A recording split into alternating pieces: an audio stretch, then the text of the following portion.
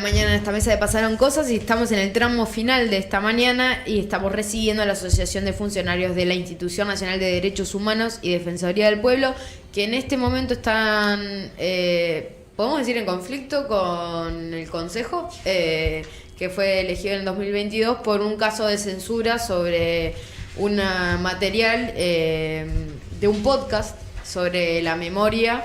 Censuraron el primer capítulo que abarca el periodo previo al golpe, cuando a partir de 1978 las movilizaciones estudiantiles comenzaron a crecer y ponen también la represión. Dentro del Consejo Directivo, el 17 de septiembre, los directores Jimena Fernández y Marco Israel cuestionaron la parcialidad del podcast y señalaron la falta de miradas contrastantes en torno al tema. Los directores Fernando Leñani y Carmen Rodríguez apoyaron a sus colegas. El voto discorde fue el de Wilder Taylor, quien discrepó con la idea de que todo debe ser contemplado, ya que se trata de un podcast sobre memoria, no sobre historia. Nos acompañan Diego Bentancor y Daniel Díaz. Buenos días, cuéntenos un poco más de esta situación. Buenos días. Bueno, muchas gracias a ustedes, gracias al programa y a la audiencia. Nosotros estamos, en conflicto, no estaríamos declarados en conflicto. Estamos en este momento saliendo a la prensa, tenemos también pancartas en la puerta de la institución, expresando nuestra preocupación por esta censura. Lo importante es que nosotros catalogamos lo que pasó en la institución ahora en septiembre pasado como de censura. Eso es grave, es muy grave. Sí habíamos tenido diferencias y conflictos con los directores en cuanto a la independencia técnica del funcionariado, diferentes trabajos que vemos que está limitada la independencia técnica del funcionariado, y también en otras áreas como el área de la defensoría, que vimos que hay un debilitamiento en las funciones de contralor de la institución. Eso tuvimos un conflicto, pudimos salir del conflicto de manera negociada. Se apartó la directora referente de esa área, por la cual veníamos peleando desde que asumieron los directores en 2022, y ahora concretamente en esta situación, la coordinadora del sitio de memoria, Virginia Martínez, que es quien coordina el sitio, que vale la pena recordar que el sitio de memoria de la Institución Nacional de Derechos Humanos, el EXIT, Servicio de Información de Defensa, es el primer sitio de memoria recuperado en Uruguay. El 27 de junio de 2018 se inauguró. Hay una ley especial de sitios de memoria.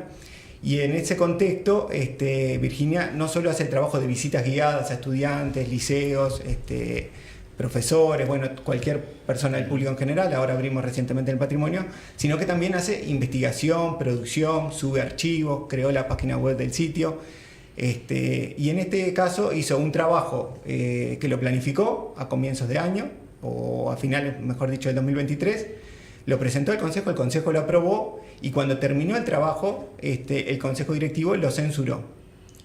Y como tú decías, Martina, en las actas parece que estaría censurado el podcast número 1, pero en realidad nosotros como sindicato, como asociación de funcionarios, vemos que la censura es total, porque no se puede diferenciar lo que fue el año 68 al 73 de lo que es la dictadura. La propia ley de sitio de memoria reconoce el terrorismo de Estado en todo ese periodo, y el trabajo concreto de Virginia recoge testimonios de historiadores, de profesores, de maestros, de académicos de una vasta trayectoria en el campo. O sea, son personas que han estudiado, que tienen doctorados en la materia.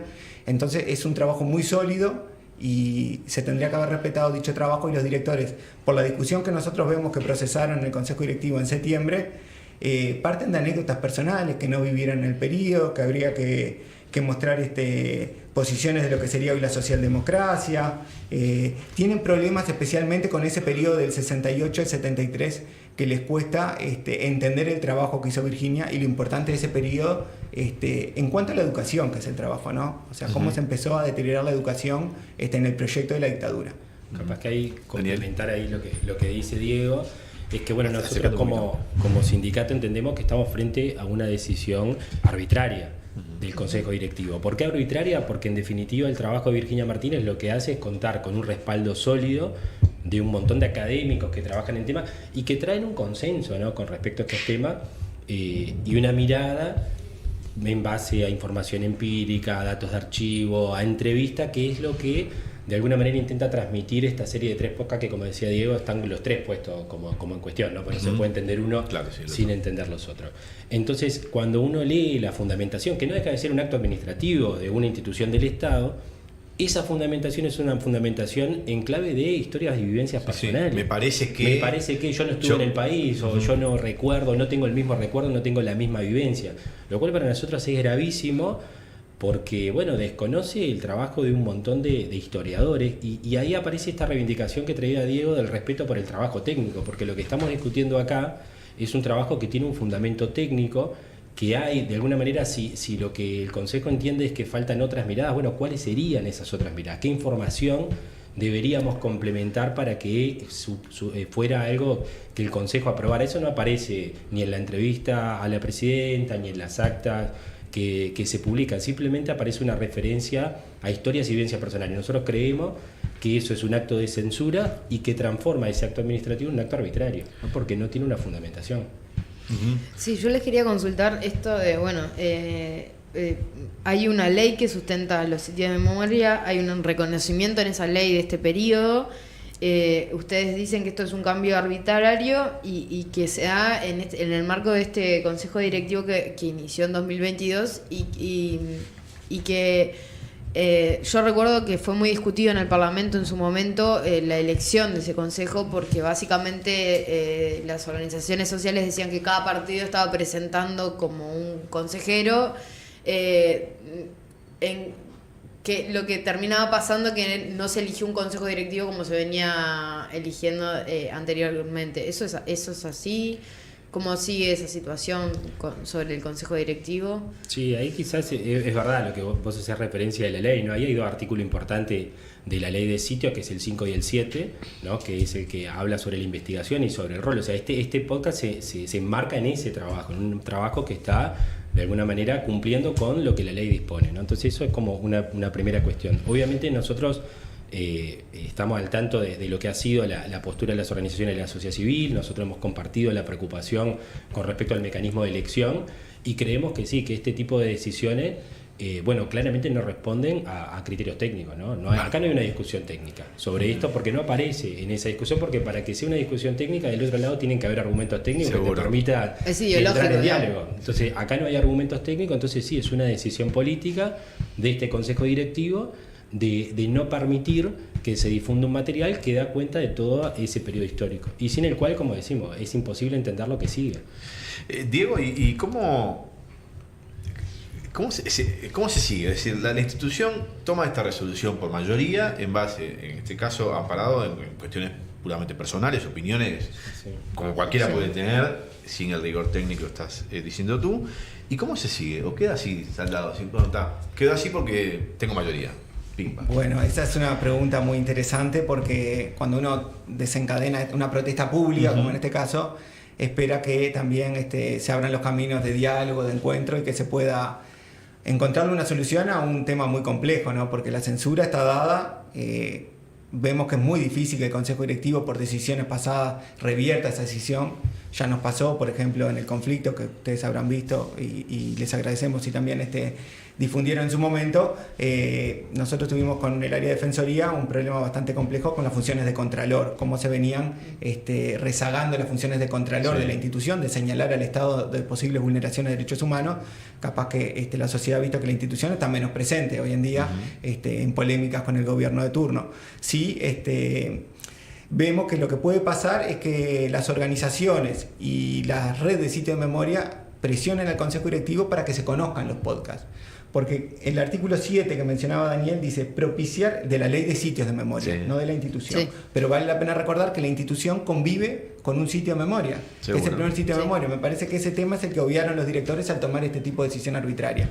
No es lo mismo si tomas una decisión arbitraria de una decisión administrativa interna, que en este caso que corresponde al sitio de memoria, donde hay sobrevivientes que también participan muchas veces de la investigación, de las visitas guiadas, van al sitio de memoria y están en nuestras visitas con los estudiantes. Entonces el artículo 7 de la ley del sitio de memoria dice textualmente: propiciar la investigación y poner a disposición de los ciudadanos información significativa para el estudio del periodo previo a la última dictadura cívico-militar, el periodo dictatorial, la resistencia, el exilio, el encarcelamiento, la tortura, la desaparición y muerte de personas con motivo de terrorismo de Estado, uso ilegítimo del poder del Estado dentro y fuera de las fronteras. Todos estos hechos pasaron del 68 al 73. En la argumentación que se habrá fundado para estos podcasts, estimamos que está presente. No son públicos, pero estimamos que con la solvencia de los historiadores que trabajaron, los académicos y la solvencia técnica de la coordinadora, presentó todo este tema que es de memoria, no es de historia. Entonces, los directores están en conocimiento, por si se equivocaron, de que el tema que se está investigando en esos años 68 al 73 hubo desapariciones, hubo comisiones investigadoras en el Parlamento que reconocían lo que estaba pasando en Uruguay. Entonces nosotros estimamos que aunque no reviertan la decisión de publicar los podcasts en la web institucional, en la web de sitios, con los comunicados que van llegando de la Red Nacional de Sitios de Memoria, la protesta del sindicato de los propios trabajadores de la institución, que fue votada por unanimidad en la asamblea, organizaciones que se sumen y la sociedad civil en su conjunto que conozca lo que está pasando en la institución, puedan revertir y poner, como dicen en las actas, que no hay directores que consideran que no es un tema político, que la censura de los podcasts no tiene finalidad política.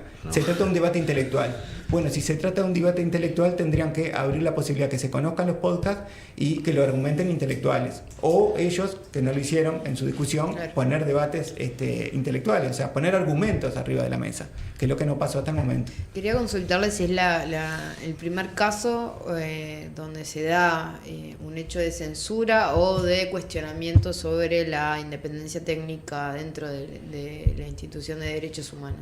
No, yo creo que es un caso distinto, sí. Nosotros entendemos que de una gravedad quizás mayor de lo que veníamos transitando, porque efectivamente esto me parece que sin lugar a dudas es un acto de censura del trabajo de la coordinadora del sitio de memoria, pero se da en el marco sí de un problema, o mejor dicho, de diferentes dificultades en el marco del trabajo técnico de la institución. Claro. Y eso ha repercutido fuertemente en dos áreas que son centrales en la Institución Nacional de Derechos Humanos: el Mecanismo Nacional de Prevención de la Tortura y el área de Defensoría. Esas dos áreas son las que se han resentido. De hecho, nosotros venimos de conflicto en el área de Defensoría por un recorte de funcionarios. Hoy tenemos mucho menos funcionarios presupuestados de los que teníamos antes, tenemos vínculos mucho más débiles, ¿no?, de contrato, de pasantía. Hay como un recorte de alguna manera en las capacidades que tiene, y también recortar la capacidad de los técnicos también una forma de que la institución no pueda llegar a tiempo, no se pueda pronunciar, no se pueda trabajar en eso, y ese ha sido un conflicto que ya venimos transitando hace largo tiempo.